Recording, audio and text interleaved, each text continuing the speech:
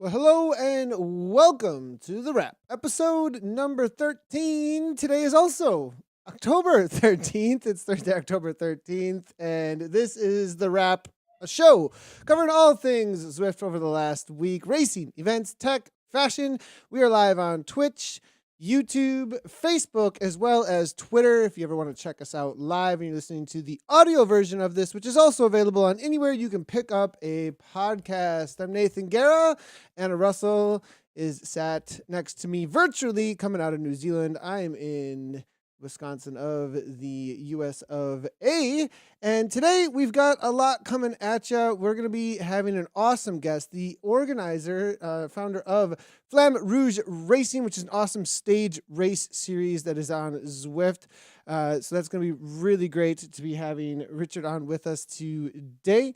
What else is happening, Anna? We are going to be taking a look at Holographic Riders, the off-season of Zwift Racing League. I take issue with Eric Schlange himself with team time trial positioning and how you run a team time trial. My letter to the editor throughout the podcast. And then what the heck is the point of streaming your events? Like, why would you even want to stream something? Like, what? I mean, heavy breathing and sweating. Is it popular, Anna? Is it not? So that's a whole nother question. Of course, we'll talk about what we've been up to for the last week and the favorite part, the fashion show. So, Anna, let's get right on into it. It's got a lot going on for this show this week. And as always, we start with, how did we suffer this past week? Anna, how about you go first?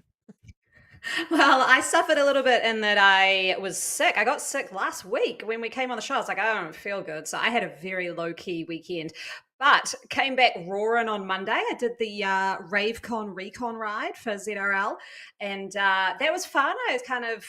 There was a huge crew actually doing that. So that was a lot of fun. Love that course.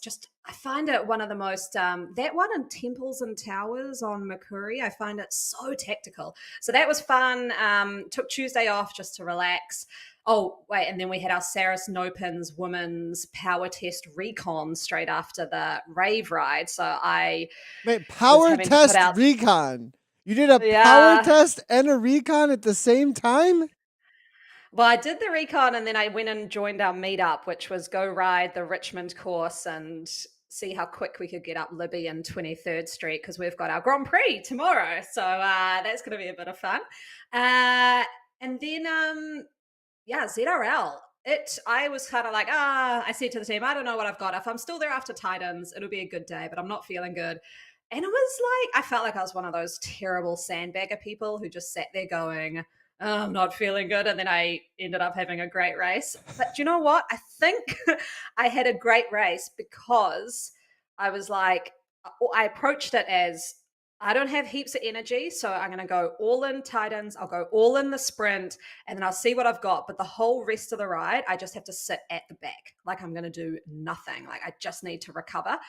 And it actually made it, I think that's what made it a good ride. I rode really smart. Whereas sometimes I get a bit frisky. I'm like, let's just attack off the front at random times, and it doesn't really help the situation. So it was good. It was a fun time. We lost though to 2024 game, but next week we're coming for you because we have to win.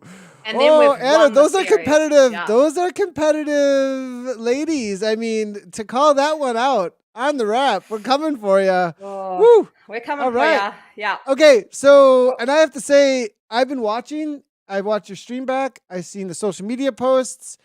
I don't know. We might have a one-off special next week just to cover the America's East on ZCL because that looks like a battle. Like that looks like things are really. The only thing is like I'm supposed to race at 8:45, which is only like, and it's a longer course, so I have to make sure that we can make it happen. But like.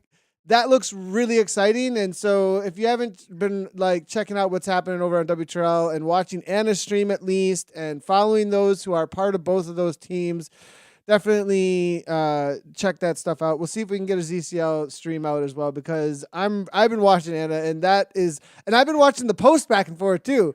The little bits of like, good job, you guys. You guys are so strong. Yeah, wink, wink. like coming back and forth between each other, but at the same time, we won or we won. I mean, Yeah. women, you guys, the cats come out in a very different way than men. Men will just be like, oh, we got beaten. This is why, and we got all of our excuses and stuff. And you guys like, good job, girls. Yay, I'm gonna kill you. I'm gonna kill you. I'm like, good job. I'm dying on the inside and busy reconning the course for next week. But yes, good job. I'm glad you guys won. And what did you do, Nathan? Yeah, so what did I do? I don't even remember what I did. Let's see here. I think it was just lots of training. Yeah, it was just lots of training through the weekend. I did Sunday. I think I kind of took it off a little bit on Saturday, maybe a little bit of openers or just study riding. And then Sunday, I was going to do the tiny races, but I had a lot of kids stuff going on. And then Sunday I forced myself to do training rather than racing. I said, nope, you need to get organized. You can't just do Zwift racing. And I kind of am doing like a 3-week process of like micro periodization, right? So like to reintroduce everything that the season had done with my periodization, but in like a 3-week block. So I lifted a little bit. I'm gonna lift a little bit again this week, but not as much. I'm throwing in some force work. So I did 2x30. I did 2x30s to the top of Watopia Mountain on the tower at like 60 RPMs and FTP hardcore. I mean, I'm just getting over that effort. And then I raced Zwift Racing League. And because of that, I think I also, so that was Sunday, recovery-ish / like just making sure I don't go glycolytic and like mainly just fat burn endurance on Monday. And then Tuesday was ZRL. So I was like, I'm sitting in. And that's what I did. And I had the same result as I think me and you had very similar races because I was so done after that. I just sat in and contested the sprints and ended up having a great, amazing race actually because of it, right? Because I didn't take any risks. Usually I get a little frisky, like you're saying. Like I get a little bit like I want to do something, but I was like, I ain't doing it. And then even on Wednesday Worlds yesterday, I was the same. I was like, usually I'm like, Wednesday Worlds is all about, sprinting for the sign after you pull the 400 watts. I was like, have the sign, have the 400 watts. I'm not doing anything. I pull every week. I even said that during the broadcast. Like, they were talking about people being up the road and me not chasing. I was like, I'm not chasing. Dude, you guys always sit in for your Zwift rankings every week. I'm sitting in this week. It's over.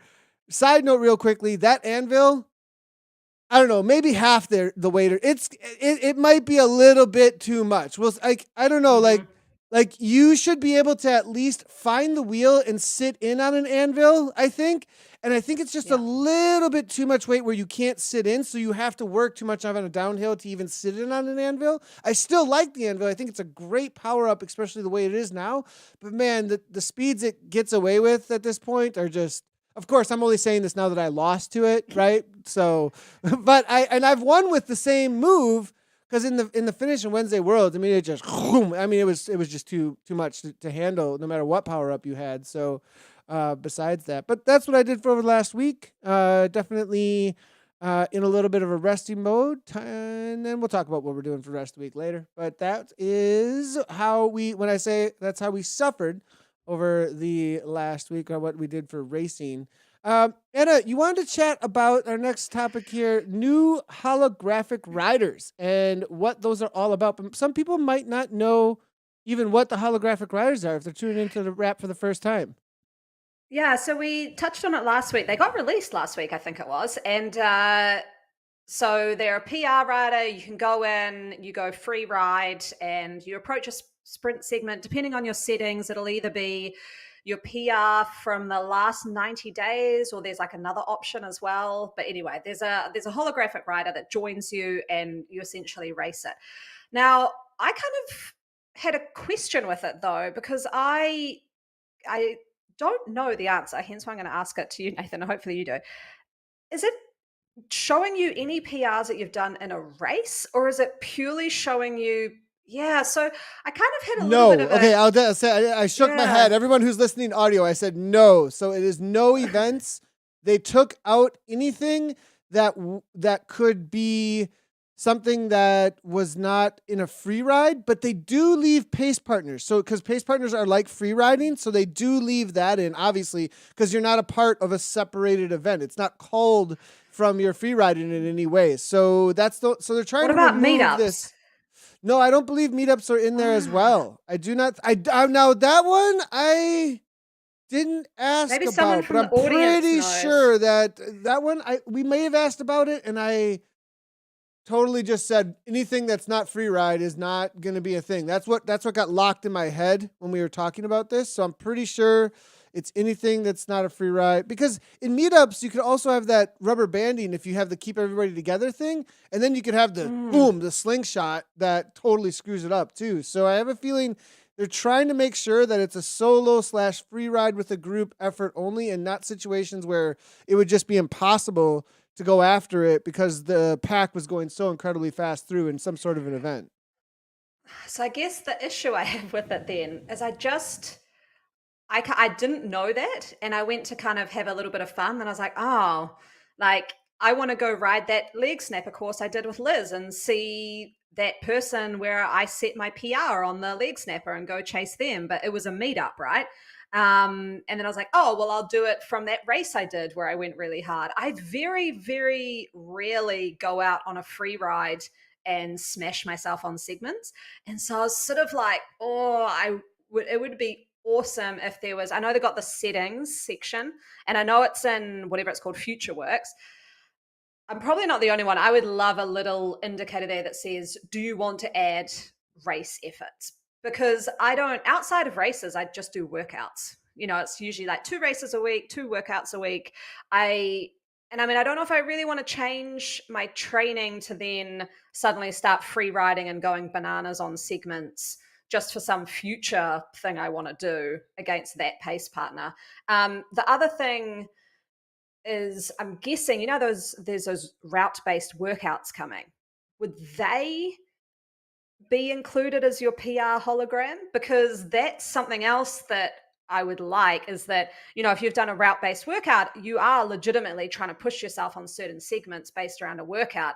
And again, if they're not showing up on your sort of hologram, then I just don't see myself using it, to be fair. I think that's a So I was a great little bit, point. yeah. In chat as well, Carissa Min is saying that's a great point as well. I think the option, because I agree also though that it makes sense to me, the idea of there's no way I'm going to challenge my leg snapper from Wednesday Worlds when we did it in the Get Rolling. There's no way that that's happening. Like there was 50 of the fastest dudes in Zwift that I was hanging onto a wheel rolling into that with, and we set like a 30. It's just not happening. So, but if there's some segments that are more ones that it is an effort with other people, but at the same time, the other people aren't going to matter quite as much, or you can even race him.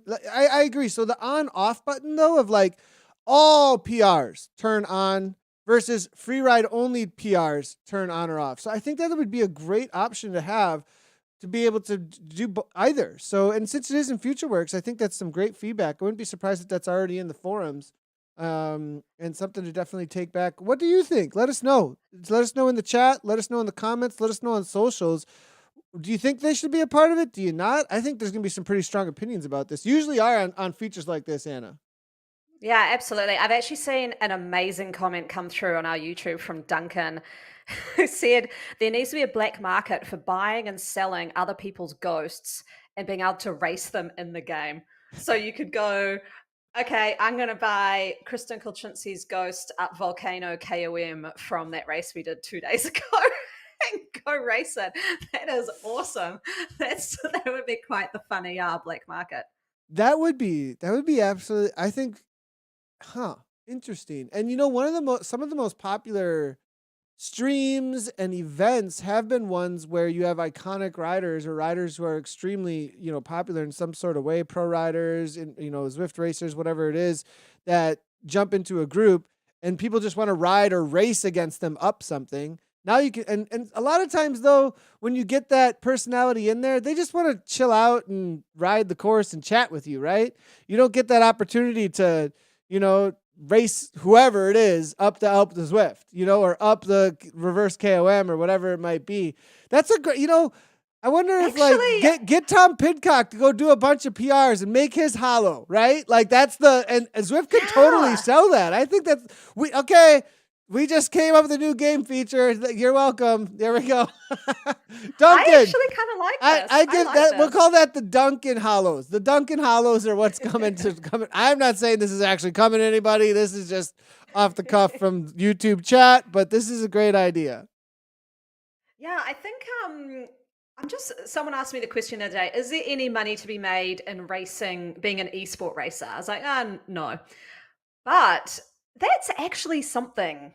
You think about it, in a couple of years, you go, hey, here's my list of holograms. Here's the bidding market. You bid on what you want. Here's the fastest time I did here. Here's this. People would do that. You would pay some money, I think, to go, actually, I want to go up against that and have access to that hologram. I think that's cool. I think that's actually a great idea. I'm not sure Zwift is into like a black market or a betting market on these things, but yeah, careful. Twitch just had a blow up on all of that, right? So watch out. But here's the thing. But hold on, for those that know, the International is happening this weekend. We just had the last chance qualifiers. The International is an esport with Dota. It's essentially where ZCL came from because I was watching it and then started broadcasting afterwards to copy what they were up to. And, all the things that started from this wouldn't have happened as far as, Zwift esports and the original commentating, unless I was watching this International. I watch it almost every year. It's the largest prize pool every single year. Is there money in this? Not right now. You could go watch the $45 million prize pool. It's $13 million this year because Valve really screwed up. Total bunny trail. They got greedy, in my opinion. But essentially, that's happening this weekend. So there's definitely maybe a future where if we get more esportsy and we get more down this other road, I could see this space being more so than in real life, but it would have to really, really, really grow in some different ways. The other side of it, though, is what you're saying. There's all kinds of people who want to get better at Apex or get better at Dota, and there's streamers and pros who sell their coaching, actually, to get better and sell whole just exactly what you're saying, actually, Anna. So I don't think that's what's going to be cool with selling your PRs. I don't know. Maybe there's somebody who's going to write a program for that down the road that has nothing to do with Zwift. But I think there's definitely a market. There's actually definitely a market, though, for that in the esports world for both of those things. Absolutely. On that, I did watch the latest recon from Cy Bradley on the course next week, Eastern 8. And I saw in there he had a little... and we will have Cy on the show. Cy, I know you're watching, so we will have you on the show as a sort of precursor to next season so we can go through all the routes again. But he's got workouts coming in from, say, Liz Van Houweling. I think there's Kristen Kolchinsky, James Barnes. I think sharing their favorite workouts or something like that. So check out Cy's latest video because there's some cool stuff coming, and maybe that segues into the off season. What should we be doing in the off season? Maybe trying to have a look at what are some of these best esport racers are doing for their workouts, because I think that'd be pretty fun. Yeah, and a lot of them are also out there streaming as well. So a lot of their workouts. So a good way as well is to check out where they're at on their Twitch streams or YouTube. Great way to do so. Make sure to be following along anywhere that you can for those. So next up, you're segueing here into Zero. Obviously, that's our next topic here. Zwift Racing League, last one, Eastern 8 next week. How then with a break, Anna?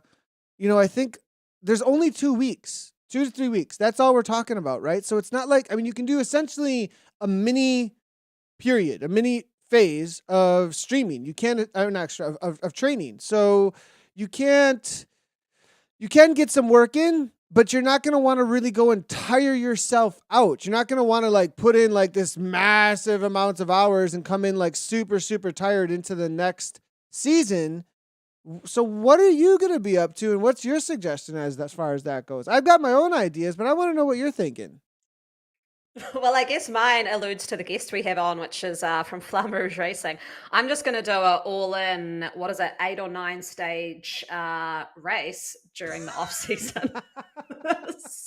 um, so Wait, I'm not that's sure. not a bad idea as long as you come in rested. And I didn't take Yeah. I don't know the exact dates because I'm going to throw them up actually when we're talking to the organizer of Flamme Rouge here. But is it the week right before, or is it the week in between? That's the question for what you're going to It be up pretty there.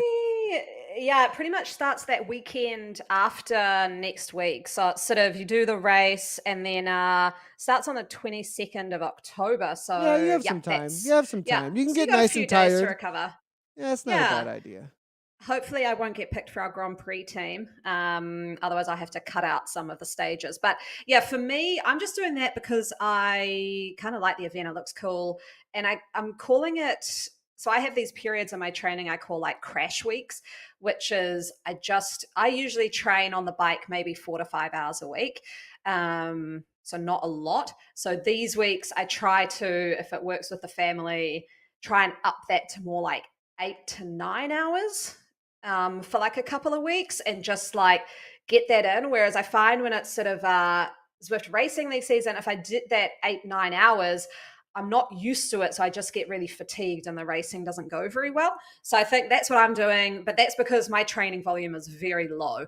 And then I'll up it, come back, hopefully have got a few little gains, and then go back in. So for me, and then I'll say what I'm doing, but then I'll talk about maybe what a suggestion might be as well. But for me, my focus actually isn't on Zwift racing in this round one at all. Zwift racing for me right now is thrown in. I made a decision toward the beginning of October when I started feeling better. I had gotten sick in September. My last A race didn't go very well because I got sick literally the night before. And then I was kind of recovering the whole way through. Pretty sure it was a second round of COVID and that went through the whole households over here. And so I'm all of a sudden I started feeling like, oh, I'm alive again at the beginning of October. I'm gonna actually do what like I said, this rested up and then doing this 3 weeks of like mini periods all the way until what would be an A race, which is Iceman, one of the largest mountain bike races in the nation, the first week of November. I called Iceman because it's the first Saturday of November in the US of A in Michigan, which is in the north. It could be snowing, it could be freezing sleet, it could be sunny in a fall day. So it's a very difficult one. But so for me, I'm still in these periods, so I'm going to be doing a very focused training program. Throwing that for me, that Flamme Rouge in the middle of that. Otherwise, I would kind of take your approach for fun because that sounds like really, really fun to do the Flamme Rouge racing. And I agree with those crash weeks. If you're rested and you come into them fresh enough, they can be a really great way to train a lot of different things that are needed. Especially with all the climbing that's in there. You don't get a whole lot of threshold work necessarily with ZRL with the point structured racing. So be a really great way, I think, to get some solid threshold and punching in there as well, since it is racing. So it's a good way to go about it. Otherwise, I would just get some structured training in. Do a little bit of weightlifting if you backed off of that during your Zwift racing season at all. A lot of times when you're racing, you don't weightlift. You tend to allow those muscle fibers that you use for resistance training to chill out and go away almost, because a lot of times it's extra weight. It's not, unless you're purely a sprinter, it's not going to be the best thing to have. So around the body, essentially you can put in this little mini, what do we call that in periodization? A mini refresh session, essentially, a little mini. Usually it's like 4 to 8 weeks of just your off season, but you can do a mini little off season week and kind of try and rest up a little bit, throw a little bit of that weightlifting in there, and then just some really structured stuff as needed. So that's what I would be up to. I think I said just go ahead and do everything, but as coach, I'm like, dude, here's all the different things you do, because it really matters as to where you're at out there. But all right, so our next topic is, what is the point of streaming your events? Do people even like, because this is a question that comes up, because like some people go live and it's like they get there's a lot of viewership around it, but it's not like this is but it's like very specific personalities that grab that viewership, and then there might not be about viewership. Like it might be about something else. It might be just about being able to go back and watch your own race. Like I know a lot of people who stream their event just because they want to go back and watch it. Like they say, and having it live there creates a little bit extra impetus for them to push, or is it, there's a couple other to engage a viewership, to inspire people. I don't know what this last word in German is that you put on that you put I on threw the, that in there. that you put on the on the run of show here. But Okay. So that one is there will be German watchers who I'll so mispronounce this. Schadenfreude. So basically the enjoyment of watching people suffer. So do people just like watching pleasure because derived by someone from another person's misfortune. Oh my gosh. yeah. So do people tune in because they're like, I just want to see someone else suffer here? I don't know. I guess like I have this question because I streams like most of my stuff. And last night I did a workout and I had a Carsten was in there. I see he's on the show now as well.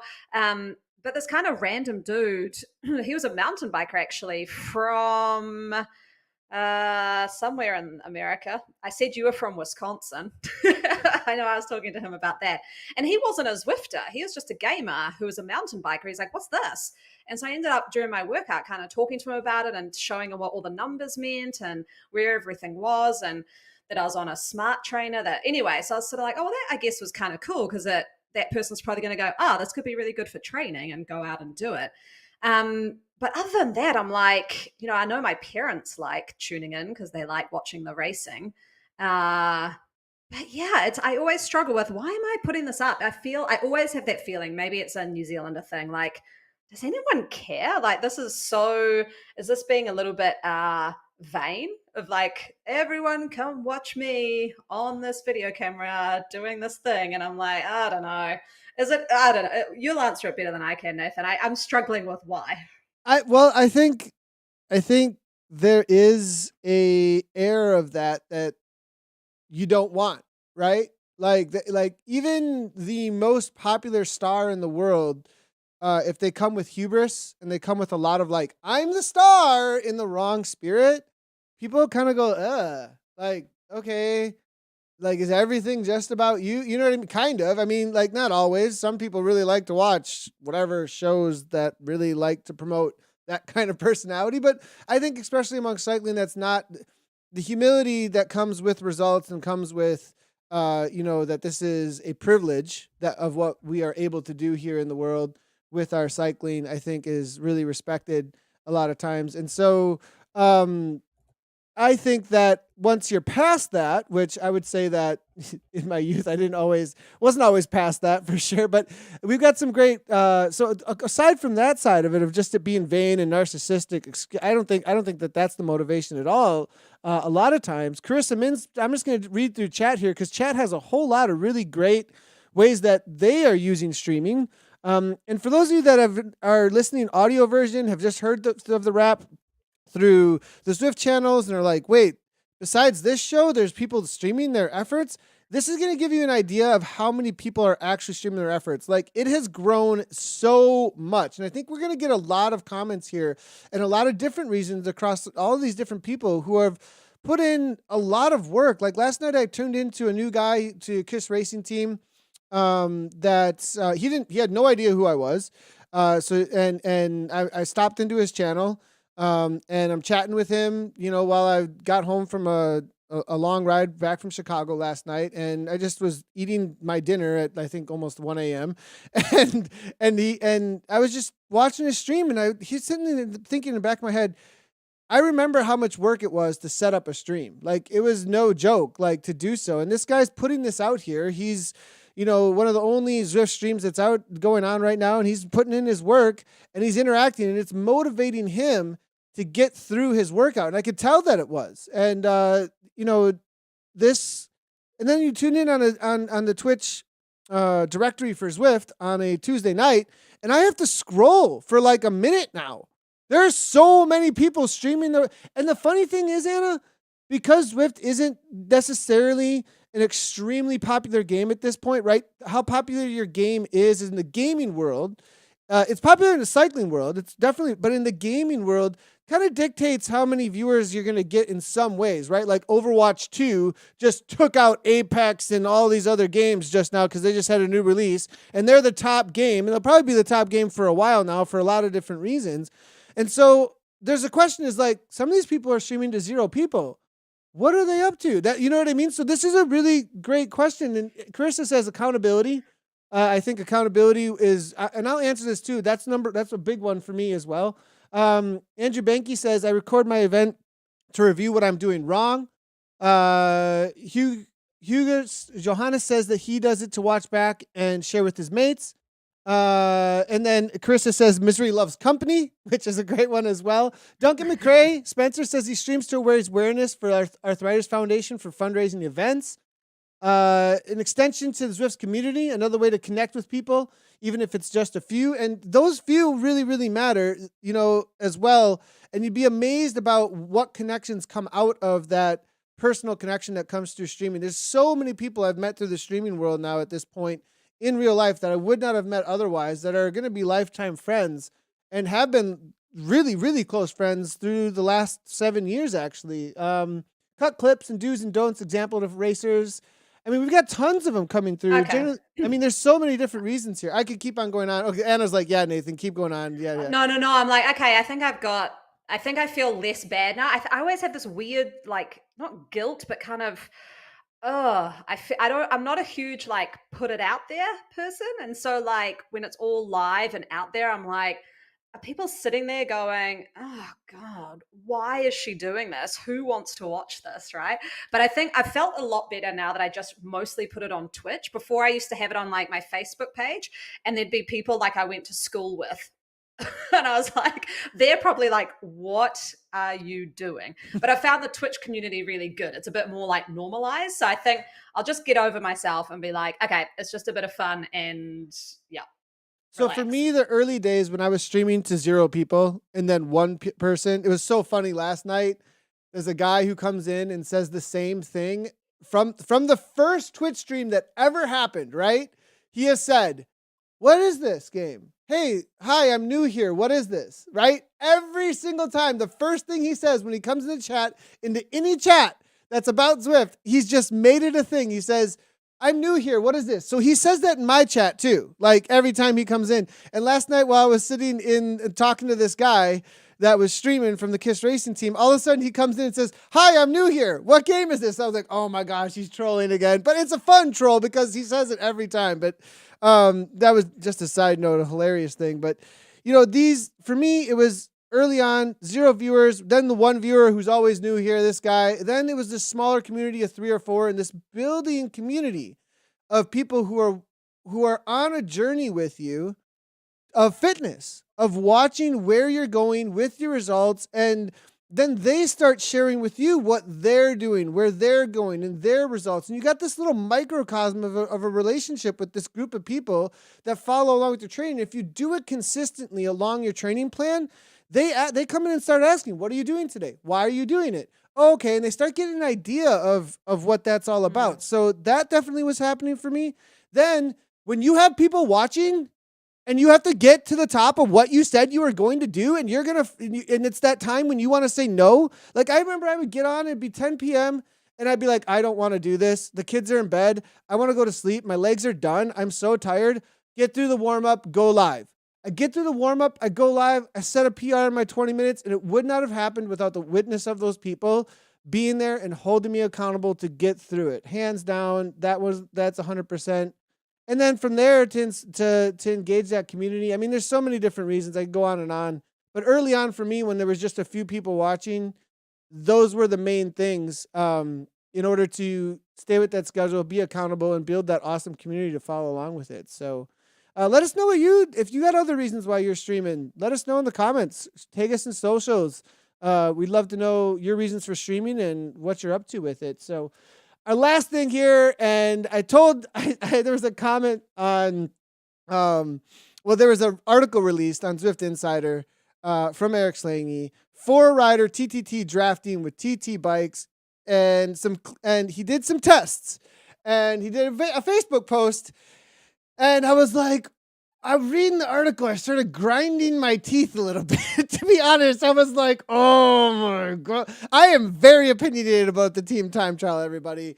I mean, if you've watched a team time, like, I'm a good DS. I think when it comes, like, if you invite me in to coach you through it, I'd stay a lot calmer. But man, if you watch me racing and things aren't going the way they're supposed to, and it's the heat of the moment, oh boy, like I'm dangerous. Like I gotta watch out, like about, as far as PR goes. But so I'm grinding my teeth here at some of this stuff with Eric. Did you see the article, Anna?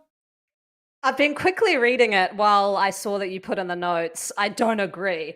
Smiley face. So, I mean, I don't quite like. I don't. I mean, I wasn't triggered. I gotta say, by it as you have been. I thought maybe you were triggered by the last sentence, which is the best formation for your TTT will be the formation you are able to hold. So I thought maybe that was a bit loose for you. That you're like, no, there's got to be like a specific way that this is faster. So I don't know. Tell me what's triggered you, Nathan. Well, like, okay, just first of all, some of the claims that were made do not take the nuances of how this is working, right? So I'm just going to really quickly talk about this. Eric did these tests, and I love Eric Schlange, everybody. There's no bad beef between us whatsoever on any of this. Just going to put that out there. Until now. Now the gloves are off. I'm heading back to California right now, and we are brawling. No, so like he did these tests at different wattage numbers, and the tests essentially are taking the different ways in which you can do a TTT. There's a couple different ways you can do a TTT that have emerged through the years of team time trialing on Zwift. One that really seemed to work with the old pack dynamics was churning a whole lot, just letting the avatars roll through each other as much as you could. Whoever had power at the right time, everybody else hang out in a group, bunch up behind them. Even with the old pack dynamics, I don't think that was actually the fastest way to do it unless you really, really charge through. And I'm going to talk about that in just a second. And then there's single file line that you each take your pull in a single file line, get out of the way, sync and sprint to the back. And then the front man or woman is on the front and pushing it while everybody else is sitting in a single file line behind. And then he also had this hybrid version where like you're sometimes in a single, you have one person pulling at the front and then the rest are just churning behind, which I think the hybrid is okay as well. Here's my issue. I have never experienced or seen churn done well. Like these are bots, okay? And these bots are doing a steady effort, and I'm not even sure the bots are getting the best out of churn. I have a theory that churn with TTT is the best if you have people who are at an esports level that I'm talking like the best esports, not racers, like gamers in the world that are also cyclists. Because if you are able to do 10 to 15 seconds, pretty full gas, I mean like zone 6 to 7, like whatever, like pretty full gas, and everybody else is able to time it. I mean, I don't even think Zwift's network connections are timed well enough to do this at this point because everybody's connecting to Seattle and you might be just a little bit off. And if you can't get that draft perfectly to do this, because the slingshot is real. If you ever, like there was a question yesterday in Wednesday Worlds, how do you get the pack to chase if nobody wants to chase? You just force them the slingshot and you keep forcing the slingshot over and over and over and over again.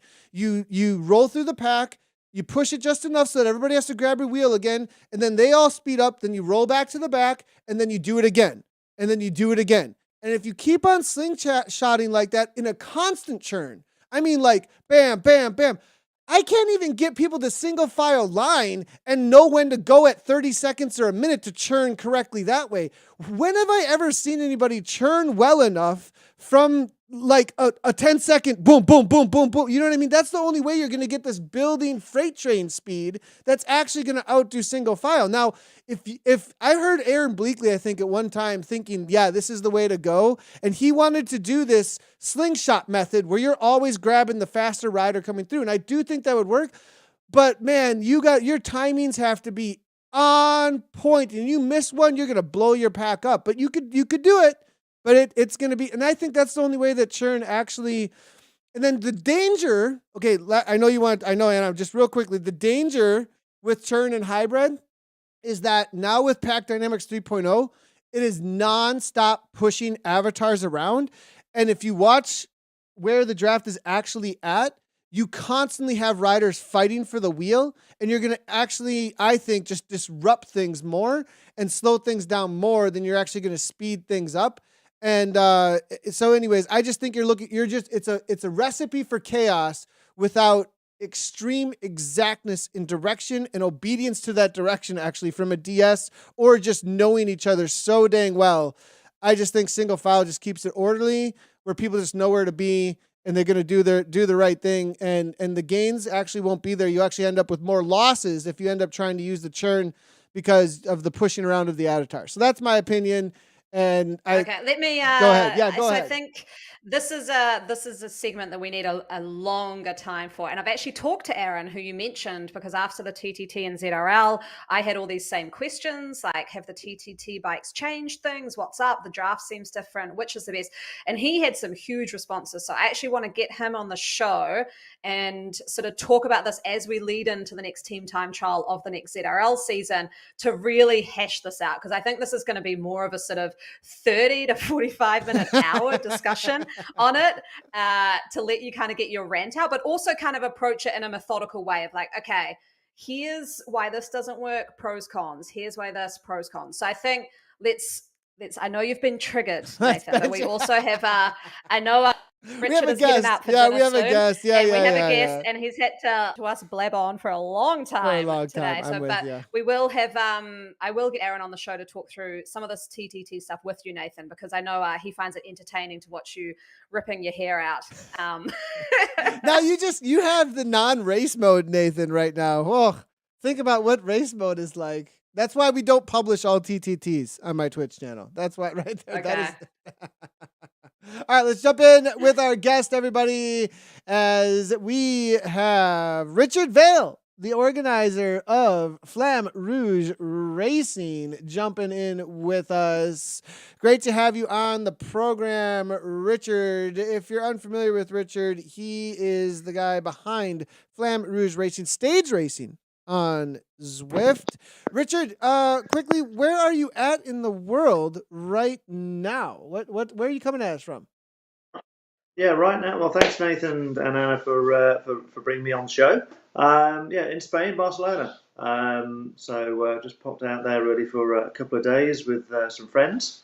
So we're enjoying a little bit of end of season sun. Awesome, really great. So what?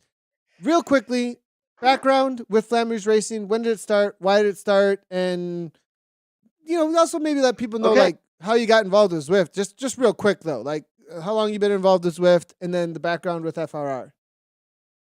Sure, a couple of years. Well, so I've been on Zwift, a number of years now. So from the start of ZRL when all those first seasons first came through. Doing all different experiences, all different types of races. Flamme Rouge came around really towards the end of 20, and just trying to bring something different to the platform. Got used to what racing was doing, and I thought, okay, what else could I bring? What else? What do I like? What would other people like? So Flamme Rouge started to do its first series last September. But really, it probably started the December before that September to actually bring a platform to the web to be able to manage the event and just be able to code. I think I started probably January 20-ish, 2021. Just from not even be able to do Hello World as a website builder. So having to learn all of that. I didn't know databases, had to learn all of that to bring that website that people use today. I'm still learning lots now, don't get me wrong. I'm nowhere near an expert. So we put our first set of series on September last year. We did 4. We committed to do 4. We did a Tour France, we did a Britannia, Watopia, and then an international. And I very much wanted to bring, I know we'll go into it, what I would think to be, Grand Tour racing to Zwift. And now we're entering, we've gone through the summer, and we're looking to get into Series 2 of that, and looking to learn everything for Series 2 as learned from Series 1, because Series 1 was really the proving and the learning ground from thinking you know what Zwift riders want, and then finding something actually that works, and there's quite a difference. So so looking forward to Series. Yeah, it's I had someone from, as I was saying in pre-production, from the chat a couple of weeks ago come in, Amy Mundisov, a bit of a shout out. And she said I should come and try this Flamme Rouge racing, and now I've entered all events and had a sort of a look at the website and go through the rules and all of that. And it's quite exciting. It's very different. And that's why I wanted to have you on the show. And I guess we've got the website up on the page now. If you haven't entered or looked into it, you should look into it, because it's pretty cool. Over the lockdowns, there were some stage races that came from in real life into Zwift, and then they kind of just stopped. And it looks like Flamme Rouge has really picked this up and is running with it. And I guess one thing I wanted to talk about was, how have you found the numbers? Sort of, I know the first 4 you said was a real trial as to do Zwifters like this. I'm assuming now that there's a season 2 that Zwifters did really like it. And I'm seeing a lot of, through the Discord channels I'm part of, there's a lot of chat about this upcoming season. So I'm assuming, the numbers are pretty good. Yeah, I mean, when you look at back in September last year, September started, think, right, do it in September. But a lot of Europe is outside. So again, we started with just 20 teams and 90 riders in that first series. That grew to 87 teams and 800 riders by the time we got to the Britannia next one. January, big fat burner on the 2nd of January for that week again. 159 teams turned up, and 1,500 riders ran out for that week.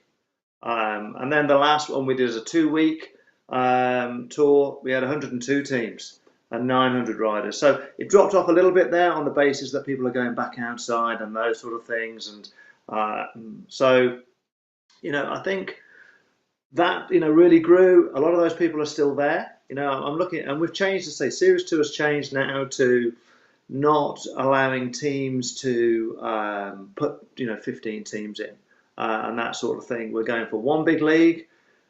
Each club, Race 3R, you've got, Fearless and those sort of guys. You can put 3 teams in, but unlimited sets of riders across all those categories. So, and we'll come to those sort of those things about, why do I go down that sort of route. But, even now we've got 55 clubs registered in there. They can do 3. They could do 3. So we'll have less numbers as such, but the riders should grow.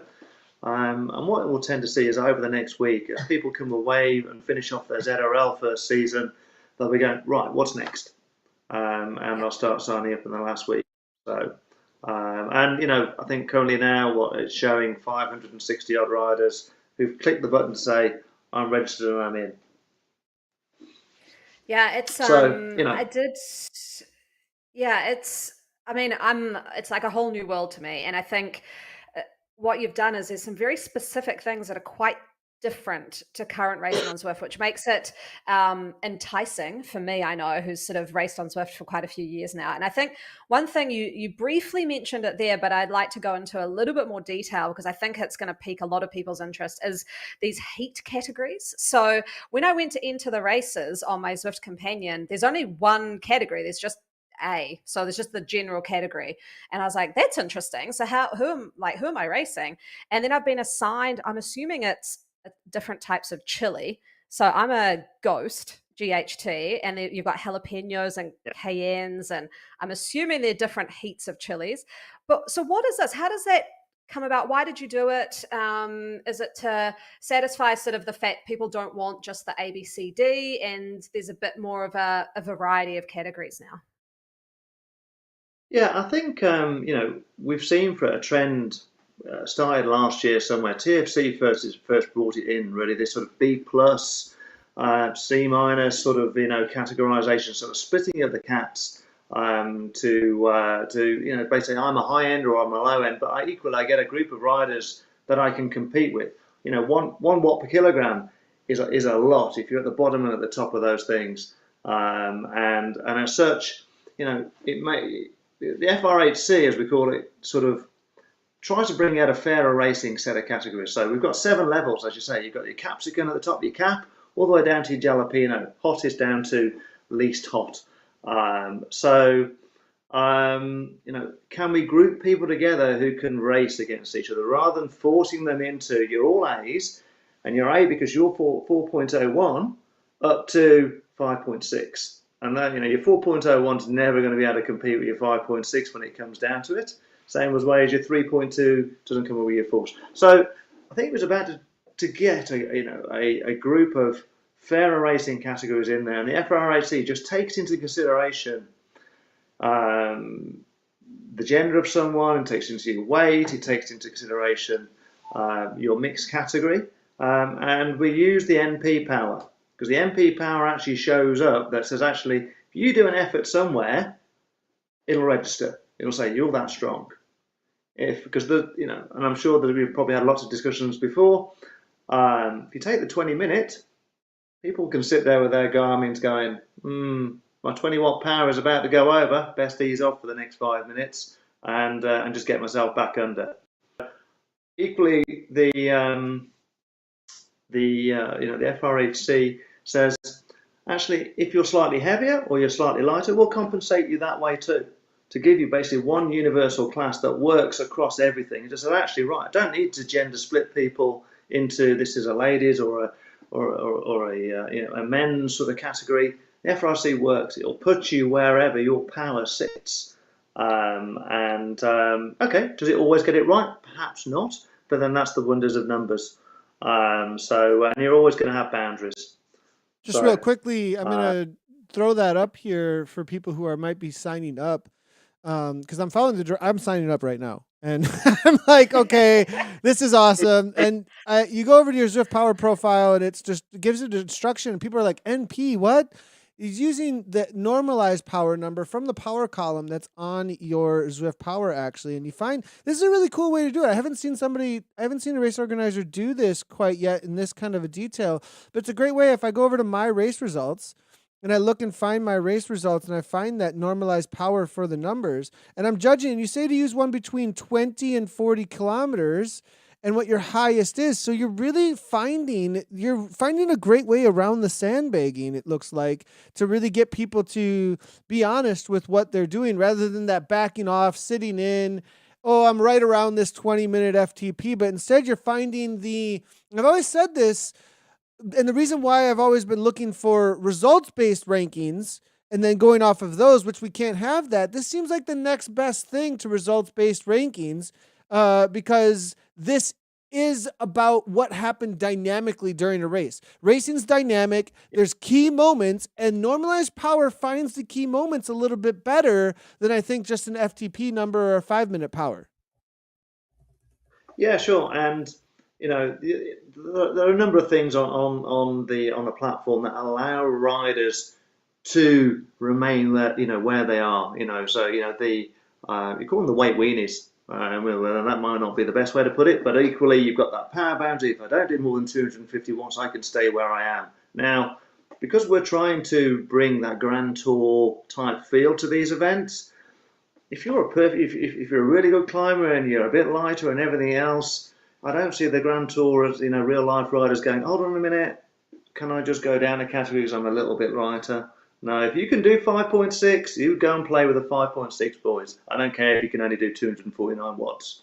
So, go and power away. So, so that's where that whole FRHC comes key into it. And it's as good as the numbers someone puts in, but equally, we'll also check things. So if somebody in race, and one category Anna is all about, because people are so ingrained with the A, B, C, D,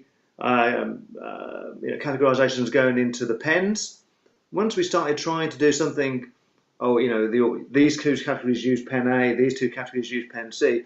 People were all out. Last series they were all over the place. I said, look, just go into the pen, one pen, you can't get it wrong, and then from there the courses will sort out the riders where they should fit. You'll get your highest riders zooming off, and there'll always be a hill in somewhere to sort out those who can and those who need to go, who will drop out. And if you manage to stay with them, then maybe you weren't that category in the first place, and we can just upgrade you. Won't DQ you. I'll upgrade you. I think you found a good mix there, a really good mix of mass start racing, culling it through the results later. But you have to have courses that will cull naturally. You can't just have a course that isn't going to cull things naturally. So I think you've hit the right mixture of ingredients here to get away with some of the things that sometimes you can't get away with otherwise with event organizers. And I like that approach within this stage race format too. It's obviously got that similar to the in real life Gran Fondo feel, or the feel of doing the General Public's tour, whatever tour you might be doing, rather than racing it with the pros. Very, very cool. So neutralized starts though, I hear. What? So how are you in Zwift racing? Like, it's just known for like, bam, we're going. So like, how do you communicate this to make sure people aren't, and how do you police this even? Like, I mean, that's what I'm wondering is how do you get away with this? Well, okay, I think I would say that new racers to it get it on their second race. So what they'll tend to do is that you'll get a few guys zooming off. The captain's on the road, everybody else is sitting there going, and they'll call them back. They'll get the messages on screen, they'll come back. I think in the four events, we find probably, penalised 10 riders or something like that. But no one ever profits from it, and no one's going to win the race after 1 kilometre. It's well publicised to all the managers, it's well publicised on the website, and the KMZ, at the end of the day, KMZ is like Grand Tours. What do they do in the first? Unfortunately, I can't be on the back of a vehicle with a red flag, waving it out the top as they do, but if I could, I would. But that's the idea again. Let's roll out. I think one of the things, yes, I'm not really liked the drag start, the dragster races and starts to it, and put KMZ in there. Can't change anything else, but I can affect my own. But it does work. That's good. I did think it would be the peer pressure that would make that work, because you'd see one person go off the front, and I think the chat would light up. Get back here! What are you doing? Neutralize start. So I think I could see that it was publicly policed. We're not in a real quick, and then Anna, but just we're also not in as much of a random space anymore. Like, people aren't quite as random on Zwift anymore. So, and if you're a part of Flamme Rouge, you've probably put a little work in, some people a little bit, you know what I mean? So yeah. Yeah. Agree. And a lot of them, the other thing, I was going to say, a lot of them, I'll join, I'll be in the pen, and I'll be saying, remember KMZ, we're putting all these messages up there. I may not join the 2 o'clock in the morning options, but they're really well self-policed, as you say. So, and as part of it, someone flies off and really doesn't respond to anything, just screenshot it and send it through. I'll soon send the team 50 points penalty. They'll come back. I'll send my Twitch stream. Better not be me. I better not get a full head of steam and forget and just go nuts from the start. The other question was, so that's another thing that's different. So we've got categories are different. We've got these neutralized starts. The other thing, we've got no power-ups, and the bikes are neutralized. The wheels aren't neutralized, but the bikes are neutralized. So we talked a bit about it pre-production, but I'm kind of interested why you went down that route as well, kind of taking away a bit of the gamification of it. Yeah, and I think that's exactly it, really. It's really just trying to level the playing field as much as we can. We've got the categories to try and get people closer together. So if you're racing in a particular category, you should be within, people who you can stay with and not just get blown away. But by, people have been on Zwift many years. Some have got Tron, some have got all sorts of great tech out there. And some of it gives a little bit more of advantage than others. So take that out of the play, just put everybody on the same bike frame. We can't insist on the wheels. So people get to choose their own wheels. The power-ups, again, I don't see too many professionals getting a power up on the main road. So again, it's just taking those things out and keeping with the theme of this is all about you. And one of the races we did during the summer, just to try a few things out, was full no draft. So it was all about you. Yeah, I know that they are. It's amazing what a difference that makes to people. So I haven't put full no draft in just yet. Yeah, thank God. We've tried. Yeah, we've tried messing with the draft in the past as well, and it didn't go over. I mean, test events only. I don't know about a full-on race event that people have, signed up for, done a lot of organizing for. But once we get a little more, we as a community, as a that interacts with the game, to mess with draft down the road, maybe. But I organized an event that for some reason draft wasn't turned on, and I noticed it as soon as the broadcast started that there was no draft. And the comments on screen for that whole 45 minutes was not good. And every time I organize an event now, I'm like, capitals, highlight, draft enabled. Please don't let me have that happen again. So yeah, it's behind the scenes, I think one of the things a lot of people don't realize how hard it is to organize events. And I've heard it over and over and over again that as I've interacted with the racing world over the last 20 years or so, just, sometimes it can be a thankless job, like that there's just there's a lot that goes into organizing events. And I want to know, especially being something that's so new, it's multi-stage, a new way of interacting with categories. I mean, this sounds like a lot of work. How hard has it been to organize this behind the scenes, and how much work is going into this? I think enormous probably is the easiest way to describe it there, Nathan, because I mean, take it from the point again. At the start of January last year, I knew no web code at all. So everything that you're seeing there has been, put out there by myself, developed, got wrong, crashed, come up again, and got there. So so everything out there has been self-taught really, with some help, well, with lots of help actually from a good friend. Lee, I mentioned Lee Morris actually, because he did fantastic work to get me from nothing during lockdown. Yeah, can it be a thankless task? I get lots of great feedback from everybody, and we ask for feedback after everything. Yeah, okay. There are some people that we haven't had great feedback from, but equally, I take that as a positive too, as a learning thing, because you can't satisfy everybody. Even if you've always got the best intentions to try and do stuff, you can't satisfy everybody. So and people will do what they want to do at the end of the day. And if it doesn't quite meet people's expectations, then I can be a bit disappointed with that. But then there are lots of people that it is meeting for. So one of the things we did, Nathan, was put out the FRR event group on Facebook, which is a sort of join that one, and we'll put ideas out there. What about this? What about that? Get a bit of a preview of what we're going to do before we do it, to get some input, and we get some stuff that way. So it's an enormous amount of effort, and the hardest thing, as any race event organizer does, is resulting. People race and want the results within a split second. That's the hardest thing. And in the last season, by the time we got to the third one, which was in March, we finally got something that was a little bit slicker, because it was almost, as my family would say, was killing you just to try and get the results out. Without a website, but resulting now, right? Without a website, how are you going to get things? And that's why you had to learn coding. You had to learn coding, otherwise.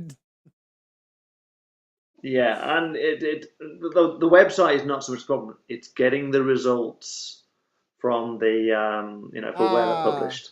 Gotcha.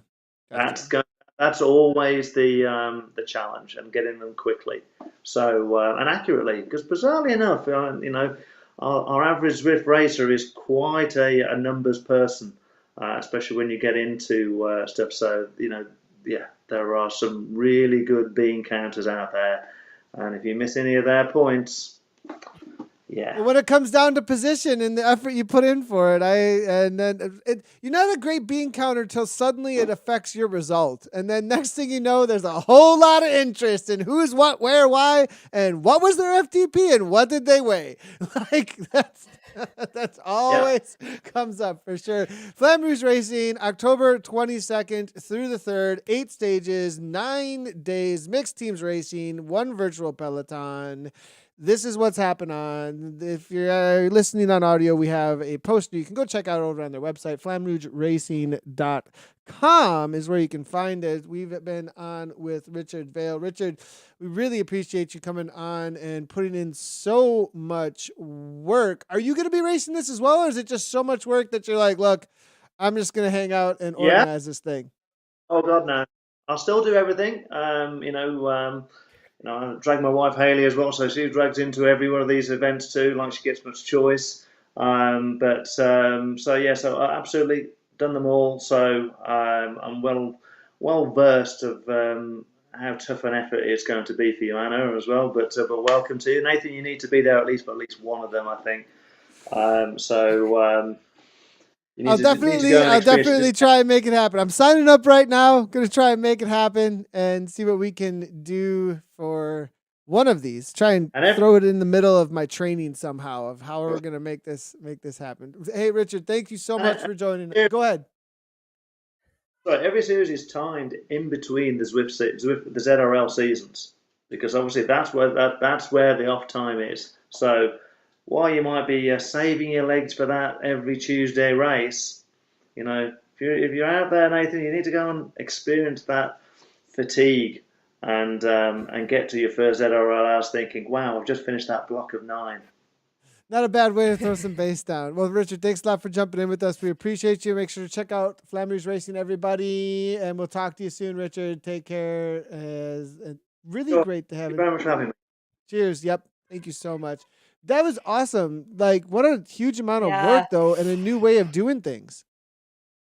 Yeah, so I'm not going to lie, when I first saw Flamme Rouge pop up, sort of whenever it was he was saying, I initially was kind of like, oh, cool, I want to go do this. And then I just kind of found it a bit complicated. Like I was sort of like, oh, I need to find a team. None of my teammates from ZRL, after ZRL, they kind of all have a bit of a break. I was like, oh, too hard basket. I'll just kind of leave it. But this time he's obviously taken on feedback, and it was so much simpler to go and just get registered on the website, get everything sorted, get your category. It was a dream to get on now and do that. I love the normalized power side of things. I love that you kind of get assigned this category that's different, and it would be exciting to see how that works in the racing. Looking at the stage races too, like it's going to be really hard. You don't have to do all of them either. So you can kind of opt in and opt out if things come up. Like I have an intention of doing all of them, but obviously if I'm racing Grand Prix, I'm not going to be doing, a couple of stages before that. So it just looks like a lot of fun. It does hark back to some of the multi-day stage races I did over lockdown. And what I like about it too, and it's the same reason I like the tiny races that Zwift Insider runs, is there's so much camaraderie and banter when you're racing with the same people over 8 days. Or 9 days with 8 stages. You turn up the next day and you're like, oh man, you had a great race yesterday. How are those legs? Oh, I'm shot. This is going to be crazy. And you start to form friendships, and you have a community of suffering over that time period. So I like that element too. And that's probably the biggest reason I'm doing it, to be fair. That's a really good point about the returning of individuals and getting to know who it is that you're racing over 8 stages. Because I think even within like Tour of Autopia and some of these other tours, because you can do them, and I think it's a smart idea of Zwift to be able to complete it on your own time. And so like something that's offered by Zwift overall with unlocks and games and all that stuff. But with this, having something a little bit more aimed and where you have to go and do a little extra to show up for it once you're signed up, and then getting to know all those people over the duration of it that you're racing with, that's a pretty cool experience. I like what you said there, that virtual peloton over 8 days of completing something. Harks back to a lot of the other training programs I think that have taken a similar angle of like completing that, getting that done together with a group and having that badge of honor across it. So, all right. Well, everybody's favorite part of the broadcast here is obviously the fashion of the week. And we'll start with the garage pick. This backwards hat used to be my favorite here, this map hat. Map backwards cap. And it got replaced for me by the new one that you get through the companion app. But my companion app one disappeared, so I might have to go back to the backward cap map. So it just disappeared. I don't know what happened. I went looking for it, and it's gone. I don't know what, I got to redo. But anyways, the map. This is the garage pick. Where do you get this? Or is there a headband too? Yeah, there is a headband. Yeah, so my kind of question to the community was, so Off the Map always does really cool kit unlocks each year for their Off the Map tour. And I was just riding in ZRL and I saw Christina, my teammate, she always rocks this backwards Off the Map hat. And I always rock now the Off the Map headband. And I'm kind of, which is better? Which was preferred by the community? I mean, it's two cool designs. They're both different. This was the first cycling-specific headband they had in game. So the orange one was for runners who happen to be cyclists. This is the cycling-specific one. Then that was also the first backwards cap was through this Off the Map tour. So they've done the first, two new things as far as headgear goes. But which is better? I mean, I rock the headband. I don't like the backward cap. I think it looks a bit bobbly and kind of funny shaped. But I just wanted to know what the community thought. So if they come through on socials and tell me which they like, I like the headband. My garage pick would be the headband Off the Map. But the backwards hat, it kind of looks cool when you're racing with it. I just never like things that I wouldn't actually wear in real life. Like I would never wear a backwards hat in real life. Yeah, and you're always trying to match your avatar to in real life. We know from the early days that was the go-to. So you're all about the headband over the I don't know, I like the cap at first because it was a backwards cap, but now that we're starting to get some more backwards caps, I'm kind of like, I don't know if I like this color. Like I'm kind of, because there's other options now, I think I would use a different backwards cap. But this was the go-to for me for a while, this backwards cap, because it was the only backwards cap and it was a great idea for the Off the Map tour with the Australia Lines Down Under push around that tour. And that crew always comes up with some of the best in-game unlocks and releases. And of course, they were the first to come up with a backwards cap in-game. So really cool. And then your pick when it comes to the jersey. This is an interesting jersey. I didn't even know this existed, and you really discovered something here. Yeah. So I usually don't care about the jerseys we get in the game. When you're riding around, you get a sprint jersey or a QOM jersey. But this one, I was off riding the Surrey Hills last night as part of a workout. And I got the Leith Hill QOM, which is, first I was like, oh, this is cool. Hot pink polka dots. I love this jersey. And so I did what you're doing. I was zooming in on it, being like, there is some amazing detailing here. So on the shorts, there's a little crown that says Queen. And it's got really nice pink detailing on the shorts that matches the top. And then down the side of the jersey, it says Queen of the Mountain. Now, the parts that I like about that is, one, it says Queen, so it's obviously recognized that I'm female, and it's put a queen there. I want to know if a male gets it. I assume it would change the lettering there to say King of the Mountain, which is really cool because I never knew that they even had words on these KQOM jerseys. And I don't know, like, it's usually I just don't care, but just because I went close in on it, now I'm going to go close in on all the jerseys I get for all of this detailing to be like, this is really nice. And then you can't see it on the picture, but if you end up getting this jersey just on the neck area at the top of the back of the jersey, it's got another little picture of a crown. So there's real detailing done on this one. I don't know if this is a one-off, that this one is just really unique, but yeah, I'm going to be checking out all the other QOM jerseys as I roll around. Yeah, I did great pickup here, Anna, because I had no idea. I mean, I knew they were a little bit different. Well, just between the men's and women's, but I didn't know that this one specifically for Leith Hill. So, I mean, now you've got me wanting to do research and, well, figure out what the different ones are all across all the different worlds. I mean, this has got to be, it's time to collect. Time to go get all the king and queens of the mountains. Let's go. That's the great. Now Now I got to do Flamme Rouge racing. Now I got to go get King of the Mountains. Now you got to go do Queen of the Mountains. Now we got to do Flamme Rouge. I We're know. giving ourselves way too much to do. We got to ask the community to help us out. So you need to go get these, everybody, and tag us. And then we can use your picture that you tag us with on social media for the wrap, because I don't want to go get all of these. So you have to go get them. Tag us, tag ZCL, and tag Zwift. Maybe they'll share it up. Because these are cool. I know.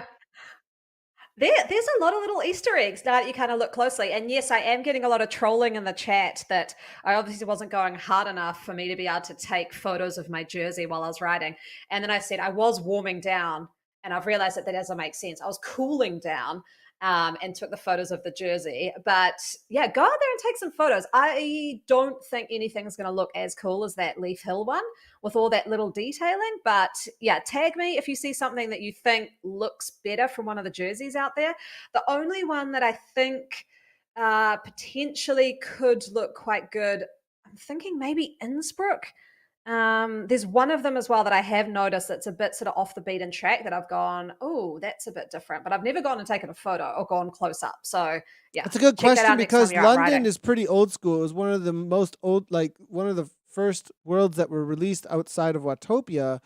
And I wonder if the creative/dev team did something special there that they didn't do later. Or you're saying, no, there's some other stuff going on in some of these other places. So we'll have to wait and see if we get some response from the community, or I'll have to go chase things in McCurry, etc. We'll see. Well, I love how you're off season. Sorry, I love how you're off season, Nathan. In our chat, you're like, gonna do, some really structured work. Now you're like, I'm gonna do some Flamme Rouge racing. I'm gonna go chase these KOMs. As you can see, how So up in funny. the air, how I just like choose what I want to do. Whatever. Oh well, I'll change it. See, because I'm my own coach, I can be like, I'll fit this in for that workout, or I'll fit this in for it can be that, or whatever it might be. Change it up on the fly.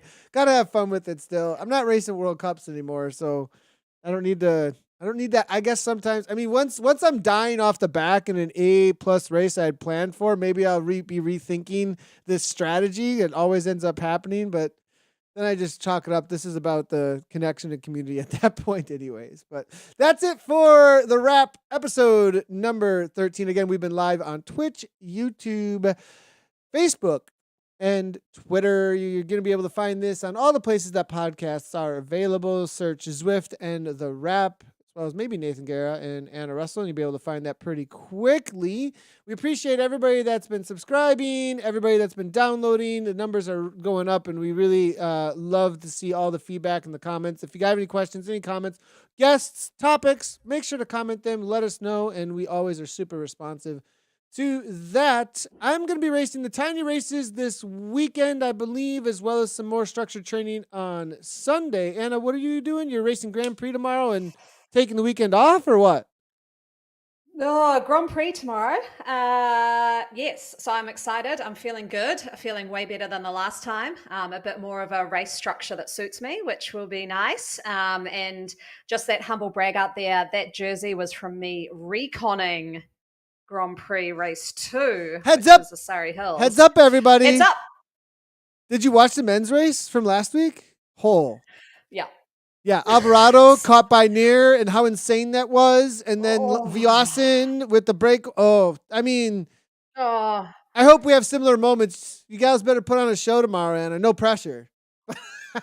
Well, I mean, what I like about it is, I start to get really nervous when I talk about it, but the format is the same as what Worlds will be like. And I just got my email about the Continental Qualifiers. I'll be racing the Continental Qualifiers, which is also the same kind of format. So this is cool, a bit of, we start on Richmond. There's that real short power efforts and then the golden ticket stuff. But then the next race is like hilly as hell.